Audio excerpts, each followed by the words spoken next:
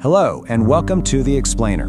Today we're going to talk about something deep within us, that fundamental human need to connect with each other. It's something we often think of as an emotional want, but as we'll see, it's actually a medical necessity. We all know this feeling, don't we? That pull towards other people. It's this deep, quiet need that's just part of who we are. Something we feel in our hearts long before we see the data that proves it. Well, that's exactly what the latest science is starting to tell us. That this feeling, this need for connection, has profound and very measurable effects on our physical bodies.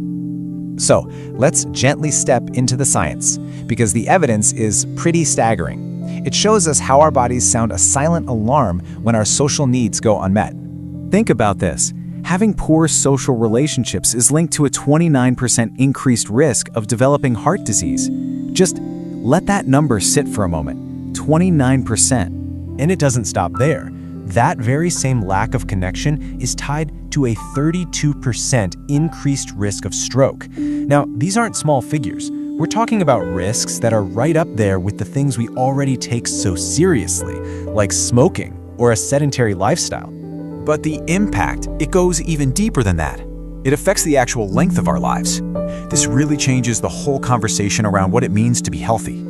In fact, some of the most robust studies we have show that strong social ties are associated with a 50% increased chance of living a longer life. 50%! It's almost hard to believe. Now, to really understand what's going on here, it's so important that we get clear on two words that sound similar, but are actually very different. Getting this distinction right, well, it's the key to the whole thing. So on one hand, you have loneliness. That's the feeling inside, that subjective, sometimes painful feeling that your social needs aren't being met. On the other hand, you have social isolation, and that's an objective fact. It's the physical reality of having few social contacts. You can be in a huge crowd and feel terribly lonely, or you can be by yourself and feel perfectly content. One is a feeling, the other is a fact. And here's what's so fascinating. The research shows these two different states affect our health in very different ways. Social isolation, the actual measurable lack of contact, that's a much stronger predictor of our physical health and even mortality. But loneliness, that internal feeling, that's a stronger predictor of our mental health, of things like depression. And all of this is building into a much, much bigger problem for society. Because even as the science becomes crystal clear, it feels like we as a culture are looking the other way. I mean, just look at this. Over the last couple of decades, scientific interest in this has absolutely exploded. You can see that huge spike, especially after 2020. The scientific community is practically shouting about this. And yet, despite this mountain of evidence, public awareness is still dangerously low.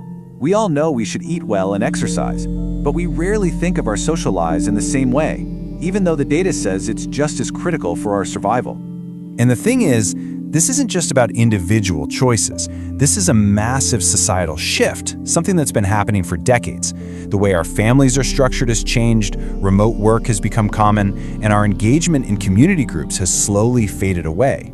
We've unintentionally engineered disconnection into our modern world. So, the big question becomes, what do we do? How do we take all of this urgent science and turn it into something real, something that helps? It really starts with reframing the whole conversation. We have to start thinking of our social connection not as a nice-to-have, but as a third pillar of public health, just as essential as our physical and mental health. It's about nurturing our social health. And the solutions have to be woven into the fabric of our society. This isn't about telling people to just go make friends.